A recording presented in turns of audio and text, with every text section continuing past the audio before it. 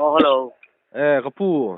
Ta B17 official channel long tlai changin. Marbot kha che sual ni kan lo siama. Kha til chen dana kha mi pui hian in kan ngai event sia marbot kha. Til chen dana kha to sualin to dan. An to dana kha kim chang deu in report min han siam sak thei lok em le kan han ti deu. Okay, cool. Không ai min han soi sak lok mai che til chen dan kha. Jing kar atang khan da sari le tam zel rang khan tan to mo. Chuan passenger motor dang po hi kan da kai no to. Chuan ma se engine ni pakhat che kan lamang se mo.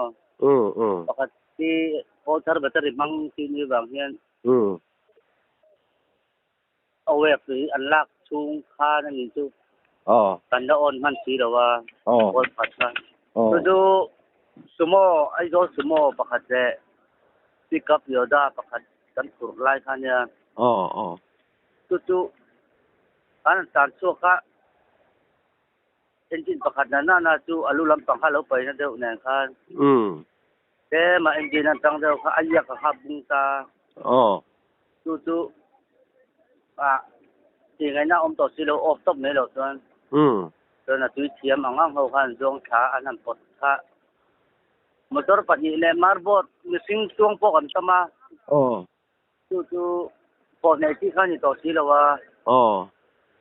Chuan zoi muang in bao kam lam pang kha chu an pot ve reng ama ro chu leilon pha lo om na wa. Leilon na hian tu na hian tang me ka motor tho along po mo. Marbot po chu. Marbot. Lak so tu min an be me ka he. Ani tak chu. Tangin tong ta se ha. Azia lo hle mai atro. Yeah.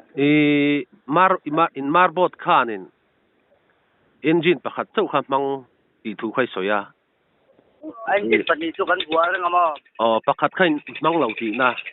Pakhat ti kan la ti nun ma ni chu. Ani chuanin engine pakhat khanin marbot khati khanin in kalpuita atro. Khatia engine pakhat aya ka tlia tak nu khana engine kha ange ti nun hal tumna ang chi kha in ne ye. Ti nun kha ke ni lo hai tu na kan ko ni tu pakhat jo athar la kan la man lo sim sim ne ya. Kan test kan ti nung rangot kha ne ya. Tu battery mang asel chi ni to bang khan. Tu na kan man ho ai yin dai hin ya. Tu awe phui khan dai athin lo bang khan. We phui an han lak ben le khan ya. Kan mi dan khan mo le. Ani tak chu. Ani chuan engine pakhat chuan rei takin lo service. Tu khain voi khat service na nge ni ya. Ani lo we. Ni lo mo. Han tan to. In tlan to engine pakhatin. Ani tak chu. Azia lo le me ti chuan in missing hi marbot khan eng zat porvel nge an fur le. Missing hi som ni tuang tu kan som bi tanga som tum bel kan ya. Ti chuan in missing chu ti khanin thiam nei lovin an chuak fel fai ta thlap ta. A le lo na khan kan det ta mo. Ka ta tang khan le lo na khan an lon chu. Lo ma te khan thiam le ti pal ero kan nom lo kan ban ne. Ange hlau thonga han rak deu chel chu lang chi te kha anomem. Om ve no le patni om ve no de la patni tum chun om ve. Ani tak chu. Azia lo hle maya. Hey fur te po kha in tran chau do na. Nakin le zela te po la service. Zel te po na rin do mamo. Bot hi service ani ma hianin ange engine lampang ate kha tek lampang hi nei thinem. Kan da chu mai chuan kan tek dia. Ko tum mai kan start da ka cross bearing te pan lock te ma. Yang khan engine tum po ni se kan tek ma sa da ka. Kan tung ta na kan nei zo nu a jang kan service chau je le ma. Ani chuanin ni chin khanin aya ka thiak ti ta engine kha mo marbot engine kha. Motor pan ni le mi hring som ni borvela kha engine kha na zo that chi lo deu awang ve ka pu. A zo lu tu reng nei tu na pe na ruak angin kan furta Suma pulo pati zel yang kampur simsim tama. Di nga po amaro tutum tu at chua dana kulo deu pa pakat bang ani thau na ngen kami an kat deu katu. Enji na lo tang lo vir na deu ne khan. Kai pol ayak pale cosbering kam puan kan som chok pang ka som hi ni na welding chok ma. Atulai a chon at yak pa mala. Ani tak chu poi hle mai kan ti rualin mishing le motor lampang khan nu na chan in om lo ha lo bom le ni zo ka tro ni kum khanin marbot kha ate sual to em kha ka pu pui ferry ma kha te sual to tun hi sang hi som ni poru ka ti khan wan duai na kha pui ferry marbot kha han tok le ta kha ni ta Purten chan chau don chau ya marbot kha kan mang tang kai le hlom nge na rin om box sia alaya khanin in marbot te po an marbot te po chu himdam takin an la chuak an than chuak tura te po ngai tai lo mo pura ron thlen tak khianin mi pui ma mo na kha sang le don sia chiat ni that ni bi ka te po khan ta selamo kata khanin a engine lampang kha luk do jok in han check tai la motor han phura han service tak ma khanin free service ang chi te po kha mishing tel lo motor tel lo khan voi ni khat an service ti rang chi te po kha ange ru au me om ve thwa ma ro chu piang lu tuk turi an om le chung si lo chi ma sang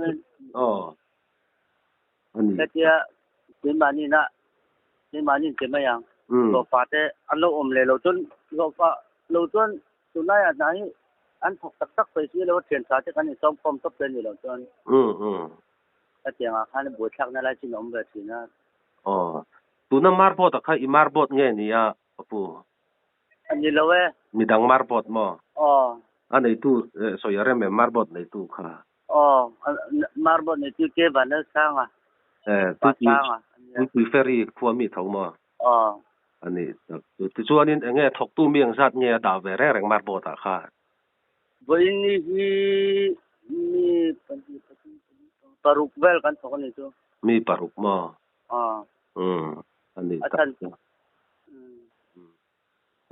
kha in to sual to chung cha ga hi lok plan mi puiten kan ngai van me marbot a che sual ti kan fiat rol khanen in coffee cp po kha ka lo be to mo chuan eng ba thu chiang hi ka se tak thei lo wa a se tiang tu jok ni kina ka chuk thlanga ka lo bi ti don chen e kha ti ta kami marbot che sual chung changa te po ni ta sela atop na tan mo marbot che sual chung changa po ni ta sela hei furain tran chau don to wani chin kan soyang khan nang ma ni thok tu le marbot nei tu la ma tangin enge eng tiang che in nge fur chung hianin service in tu ma khol lam pang te po kha unaya uluk jok dau hianin check thei dan te om em ti kha I ngai mo zong om kha chon min han soi sak to nem ne top na tan ni marbot hi di pui na kan kalpo na poi mo sa kanya lai tu ferry tang chonin hai be a tu bang chon mi pui lam pang po he na marbot nei tu te po hi ila nor ve do la asan tu an tan so ma an service ma te mo ko din ti te mo ke chen huwa ti khan chuang ve tin chau se asan tu ko hi lo tin nun tang ni ve lo wa ti khan han tin nun to pa han tan le to pi chon ko ti na tu eng ma problem lo om ve ti se tu khang a ta khan mi pui po du ti ve do la chuan mi tin nun na le motor po ti ma yang dan jin fain ka ring ani tak le in kom na hun sa min siam sa ka wangin chung khan lom tu kan soi ni ta selmo chuan in marbot le motor pa ni te po chu him dam taka in lak chu ngai thei nan du sak na sang bar kan han plan seu ni ole an lo me ni nam don ni ai long rok thế long rok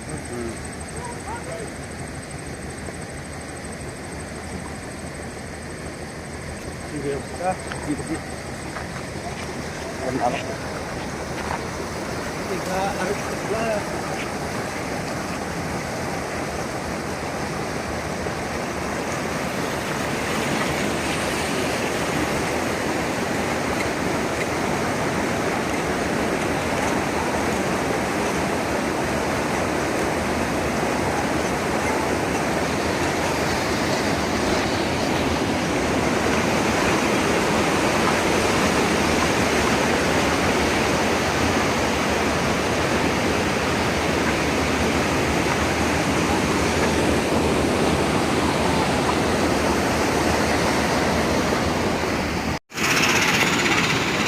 Marcos sa suwala lay do na tanga muhi numero insan lawa hai kana yan tanpu ngai khop ma benzin ahai sambera siam pia